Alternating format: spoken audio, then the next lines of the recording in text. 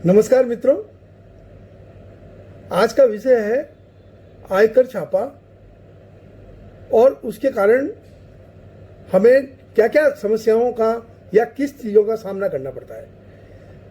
जब भी आयकर छापा पड़ता है तो हमें सबसे पहले अपने आप को शांत और कूल रखना चाहिए। घबराहट किसी हालत में नहीं करनी चाहिए।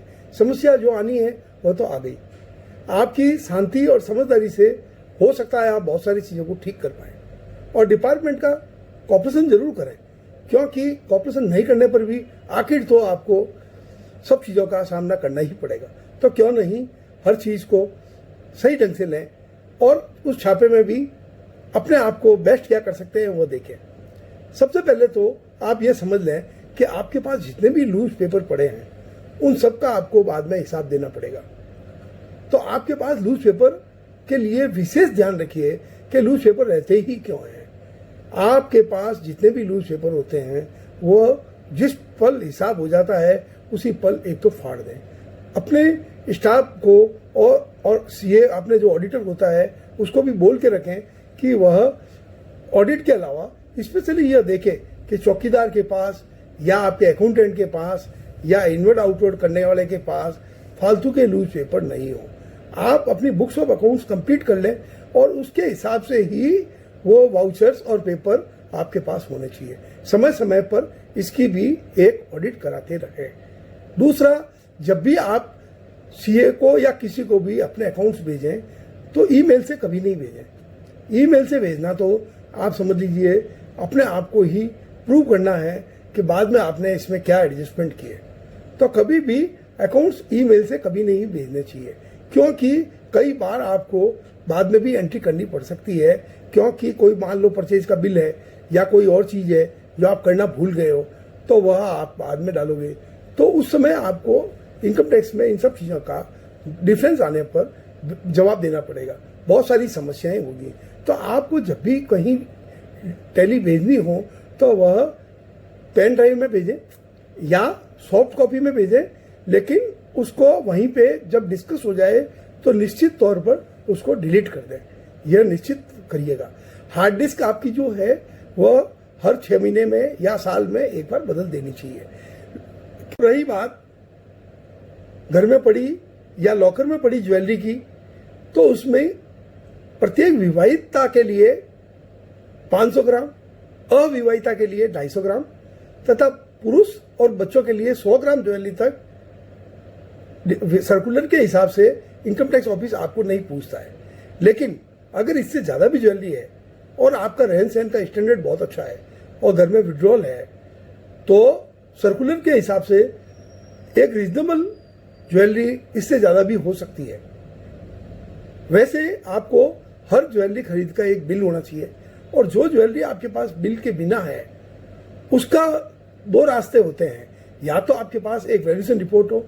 जब वैल्यूएशन रिपोर्ट हो तो वह चाहे परचेज से हो चाहे बिना परचेज की हो, सारी हो, और उस वैल्यूएशन रिपोर्ट में कंप्लीट डिटेल डिस्क्रिप्शन हो। वह वैल्यूएशन रिपोर्ट जितनी पुरानी होगी उससे हिसाब से उसका जवाब देना पड़ेगा। मान लो 6 साल से पुरानी वैल्यूएशन रिपोर्ट है तो आपको उसके हिसाब से आपको 6 साल के बाद के जवाब नहीं देना पड़ेगा।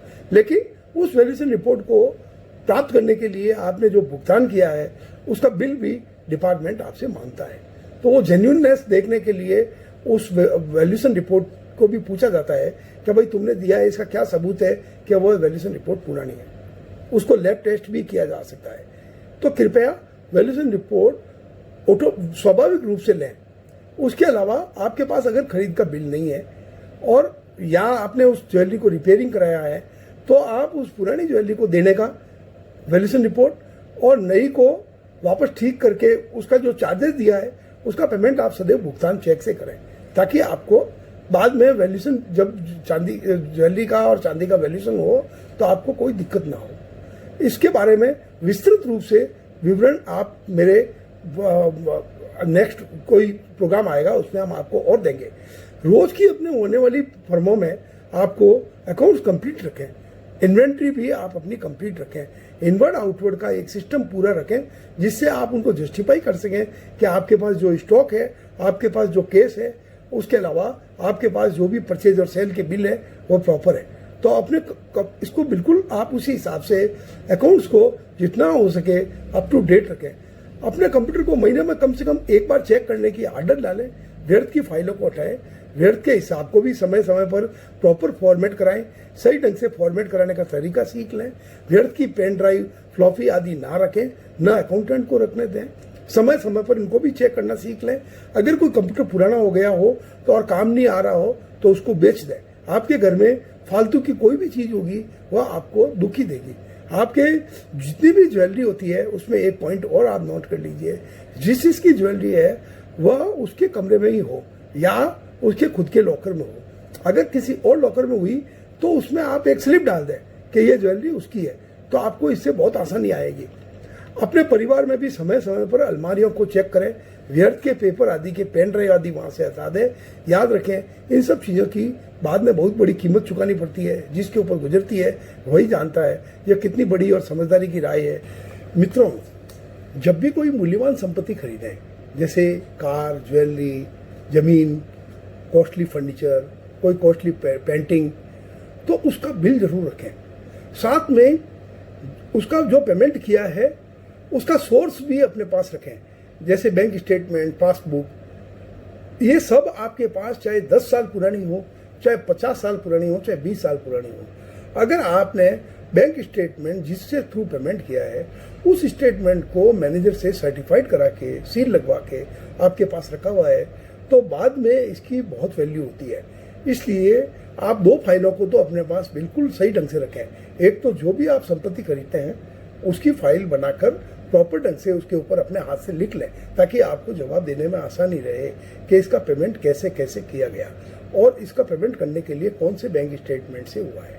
दूसरा, उस बैंक स्टेटमेंट की कंसर्निंग फाइल जिसमें उसका भुगतान और उस भुगतान को करने के लिए उसके पहले पेमेंट कहाँ से आया, मतलब आप बैंक स्टेटमेंट पूरे साल भर का ही रखें ना तो ज़्यादा आराम रहेगा। और बहुत ज़्यादा बड़ा बैंक स्टेटमेंट है तो कम से कम उसका पहले का सोर्स, मतलब पेमेंट करने का जो सोर्स है वहाँ तक का बैंक स्टेटमेंट अपने पास जरूर रखें। आप इन चीज़ों को समझ लें कि जो 7 साल बाद में अपन चीज़ डिस्ट्रॉय करते हैं उसमें बैंक स्टेटमेंट कभी भी डिस्ट्रॉय नहीं करें, और जो आपकी पुरानी संपत्ति या कॉस्टली संपत्ति है उसको भी कभी नहीं करें। तो जो भी आपके पास आयकर आपने चुकाया है उसकी आप सदैव रसीद अपने पास रखें, चाहे वह 10 साल पुरानी हो, चाहे 15 साल पुरानी हो। इनकम टैक्स डिपार्टमेंट आपको 25 साल 20 साल पुरानी रसीद भी मांग सकता है, और अगर आपके पास बैंक के चालान की कॉपी नहीं है तो आपको वह टैक्स भरना पड़ सकता है। इसलिए उसको भी अपने पास रखें। अगर आप किसी फर्म में पार्टनर है या डायरेक्टर है और किसी कारण से अब आप उसमें नहीं हो और उसकी पार्टनरशिप को भंग नहीं किया है और रजिस्ट्रार ऑफिस में जमा नहीं कराई है, तो वह निश्चित रूप से जमा करवा दें। इसी प्रकार अगर आप किसी कंपनी में डायरेक्टर थे तो और अब डायरेक्टर के रूप में आप ज़्यादा काम नहीं कर रहे हो, तो आप इंश्योर करें कि डायरेक्टरशिप के रिमूवल का फॉर्म भर दिया गया है। रिटायरमेंट का भी अगर हो तो रिटायरमेंट का फॉर्म भर दिया है। अगर आपने यह नहीं किया तो जब भी उस फर्म के कभी कोई कारण से छापा पड़ा या उस ग्रुप पे कोई छापा पड़ा तो आप भी उसी ग्रुप में माने जाएंगे। इसलिए जब भी आप कहीं किसी से पार्टनरशिप करें या कंपनी में जाएं तो वहाँ से हटे, नहीं तो आपको बाद में निश्चित करिए कि आपको तकलीफ हो जाएगी। उसके अलावा जिस जिस जगह आप पार्टनर या डायरेक्टर है आप इंश्योर करें कि आपका आयकर का विवरण जरूर पढ़ लिया है। इसके अलावा भी बहुत सारी बातें हैं जो आपके अधिकार भी है। आप आयकर अधिकारी का आईडी कार्ड मांग सकते हैं, देख सकते हैं, सर्च वारंट देख सकते हैं, शुरू में आप उनकी तलाशी भी ले सकते हैं। महिलाओं की जांच केवल, ये ध्यान रखिएगा, महिलाओं की जांच केवल महिला अधिकारी कर सकती है। अगर आपको बीमारी से कोई समस्या खड़ी हो गई है या प्रॉब्लम खड़ी हो गई है तो आपको अधिकार है, आप डॉक्टर को बुलाएं और उससे आपको कोई नहीं रोक सकता है। बच्चे आपके स्कूल जा सकते हैं, बच्चों को स्कूल जाने से कोई नहीं रोक सकता। मित्रों, बहुधा यह होता है कि आयकर अधिकारी छापे के दौरान एक टारगेट लेकर चलते हैं और यह बहुत महत्वपूर्ण बात है, इसको बड़े ध्यान से सुनिएगा कि जब भी कोई एक वो टारगेट लेकर चलते हैं और वो आपको इंसिस्ट करते हैं कि आप सरेंडर कर दो, अगर आप सरेंडर नहीं करोगे तो आपको जेल हो जाएगी, और आपका सीए जो भी है उसको भी कई बार फ़ोन करके डराते भी हैं या धमकाते भी हैं, और किसी तरीके से उनका मेन पर्पज़ है आपको नर्वस करना, और नर्वस करके कोई आपको किसी तरीके से आपसे सरेंडर कराना। उसके लिए आपके घर में कोई इलीगल चीज़ है, जैसे कोई ब्लू फिल्म पड़ी है या विदेशी मदिरा है या ऐसा कोई सामान है जिसके कारण आपको जेल हो सकती है, तो वह उस बात के लिए भी आपको डराते हैं। तो कोशिश करें कि ऐसी चीज़ें पहली बात तो घर में नहीं हो। दूसरा, अगर आपको वो सरेंडर कराने के लिए ज़्यादा डराएं या धमकाएं तो आप उनको कह सकते हैं कि भाई मेरे, तुम आराम से काम करो, मुझे इतना धमकाने की कहाँ ज़रूरत है। उसके बाद में भी अगर मान लो आपको धमकाया जाता है और अगर सरेंडर करने का कहा जा रहा है, तो आप मान के चलिए कि उस सरेंडर की वैल्यू निश्चित रूप से उस समय तक है जब आप मान लो प्रूफ नहीं कर पाओ। अगर आपने उन चीज़ों को वापस प्रूफ किया अफिडेविट के साथ, टारगेट के साथ, तो थोड़ी मुसीबत बहुत आती है, लेकिन उसको ठीक किया जा सकता है। बेहतर तो यह है कि आप सरेंडर करने के लिए मना करें और आप उनके दबाव में नहीं आए। वो दबाव दें तो आप कहो नहीं, क्योंकि वो जो भी आपके पास से पकड़ा है उसमें से कोई चीज़ वो छोड़ने वाले नहीं है। यह बात आप समझ लें। चाहे वह आपको बोल दे कि अगर आप सरेंडर कर दोगे तो ये चीज़ हम छोड़ देंगे, लेकिन वो छोड़ने वाले नहीं है। सरेंडर आप उसी समय करें जब बहुत ही ज़्यादा गड़बड़ हो। अगर आपको एक बात और विशेष ध्यान रखें कि कई बार आपको कोई बात याद नहीं आती है, यह इंसान का स्वभाव होता है कि वो याद नहीं रखता है, तो आप कोई ज़रूरी नहीं है जल्दी जल्दी जवाब दें। जितना पॉसिबल हो सके उतना जवाब दें। जितना ध्यान नहीं आए तो आप कह सकते हैं कि मुझे एक बार कंसर्न करना पड़ेगा, देखना पड़ेगा। हर बात का जवाब यह नहीं देना है, लेकिन आप मूल्यवान चीज़ या कोई चीज़ के बारे में सदैव ये कह सकते हैं, और उसके लिए आप कह सकते हैं कि मुझे आप थोड़ी देर में पूछ लें या मैं आपको इसका जवाब दे दूंगा, सबूत के साथ दे दूंगा। जो भी ज्वेलरी जब्त की जाती है उस समय आप ध्यान रखिएगा। मैंने बहुत बार पाया है कि वह ज्वेलरी पैकिंग करते समय टूट जाती है, और जनरली घर की महिलाएं या पुरुष या आप लोग बोल नहीं पाते हो। आप उनको स्पष्ट कह दें कि भाई डब्बे थोड़े ज़्यादा बना लो। डब्बे वो कम बनाते हैं, कारण यह है कि उनके पास लॉकर में जगह कम होती है। आप उनको कह दीजिए नहीं, मेरे प्रॉपर ढंग से पैकिंग करो और प्रॉपर डब्बा बनाओ, तो क्या होगा कि आपकी ज्वेलरी खराब नहीं होगी। ज्वेलरी का जब मूल्यांकन करते हैं और वह आपकी ज्वेलरी नहीं है तो आप ज़रूर बोलें कि ये ज्वेलरी मेरी नहीं है, यह ज्वेलरी इसकी है। वह बाद में आपके बहुत काम आएगी। लेकिन ज्वेलरी सर्च या सर्वे के दौरान स्टॉक का भी वेरिफिकेशन किया जाता है। उस समय भी बहुत सावधानी की ज़रूरत है कि वह जो आइटम का नाम लिख रहे हैं वह ध्यान रखें। कहीं ऐसा नहीं है कि कोई कॉस्टली आइटम का नाम रख लें। तो आइटम का नाम रखने में विशेष ध्यान रखें। जब भी आपका आयकर का छापा पड़ता है या सर्वे होता है, उसके बाद उसकी रिपोर्ट बनती है। उस रिपोर्ट को बनाते समय ध्यान रखिएगा ये बात कि कई बार आयकर छापा कंप्लीट होने के बाद आदमी को लगता है कि मेरे अब तो छापा कंप्लीट हो गया। ऐसा नहीं है। जब रिपोर्ट बनते समय किसी को लगता है कि कोई चीज़ बाकी रह गई तो छापा तुरंत पड़ सकता है वापस। तो छापे में आप विशेष ध्यान रखें, कम से कम 20 दिन और ज़्यादा सावधानी रखें, और अपने आप को जितना कूल रखेंगे और होशियार चार्टर्ड अकाउंटेंट होगा या होशियार वकील होगा तो आपको ज़रूर सहायता मिलेगी। मैंने कई बार सरेंडर किए हुए ज्वेलरी को या स्टॉक को सरेंडर किए हुए को भी वापस रिटेक्ट कराया है और उसको रद्द कराया है। हमने साबित कर दिया कि इतने समय में स्टॉक वैल्यूएशन हो ही नहीं सकता।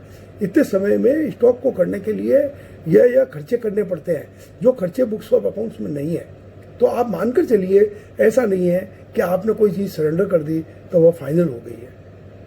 मैं सीए बीपी मुंद्रा आप सबके शुभकामनाएं करता हूं कि आपका बिजनेस आबाद गति से शुरू चलता रहे और आप अच्छे ढंग से टैक्स भी चुकाएं और सही टैक्स चुकाएं, लेकिन ज़्यादा टैक्स भी नहीं चुकाएं तो कम भी नहीं चुकाएं।